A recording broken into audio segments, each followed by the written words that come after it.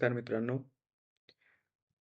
मला एक सांगायचं आहे, तुमच्यापैकी किती जण आहेत ना, बरेच जण किंवा जॉबला असतील किंवा घरी असतील. तर माझा जो फोकस आहे तो दोन्हींवर आहे. जे घरी असतील किंवा जे जॉब करत असतील. तर तुम्ही आहे ना, प्रत्येकाने एक वेळ कोणतीतरी सकाळची किंवा संध्याकाळची त्या वेळेमध्ये तुम्ही चालायला जात जावं. काय होतं, मी माझ्या पर्सनल लाईफचे एक्सपिरियन्स सांगतो, की जेव्हा मी चालायला जातो, तर चालायला जाताना मला असं वाटतं, की मी का चाललेलो आहे? चालताना वाटतं, की दम लागल्यासारखं होतं. असं वाटतं, की नाही थांबावं, निवांत कुठेतरी बसावं. पण जेव्हा मी चालून येतो, तेव्हा मला एकदम फ्रेश, ताजंतवानं असं वाटायला लागतं. आणि त्यानंतर माझे विचार जरा वेगळ्या पद्धतीने विचार करायला लागतात.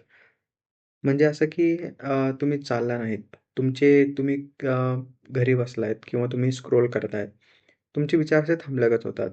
म्हणजे नवे विचार येत नाहीत काय आणि जेव्हा तुम्ही चालायला जाता आणि चालून परत येता, तर त्या वेळेदरम्यान तुमच्या मनामध्ये वेगवेगळे विचार, वेगवेगळ्या आयडिया येत जातात. कारण आपण एका कम्फर्ट झोनमधून बाहेर पडलो जातो.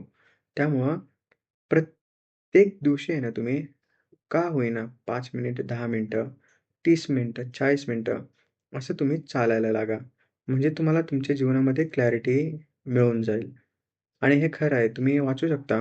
इंटरनेटवर जा, पुस्तकं वाचा. तुम्हाला त्यामध्ये कळून जाईल, की वाचण्याचे फायदे काय चालण्याचे फायदे काय-काय आहेत ते.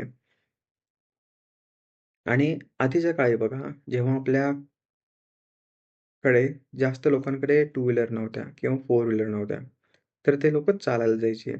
तेव्हा काय व्हायचं, त्यांची शारीरिक क्षमताही जास्त असायची आणि सोबतच ते आनंदी राहायचे. त्यामागचा मूळ कारण त्यामागचं मूळ कारण होतं, की त्यांची फिजिकल ॲक्टिव्हिटी.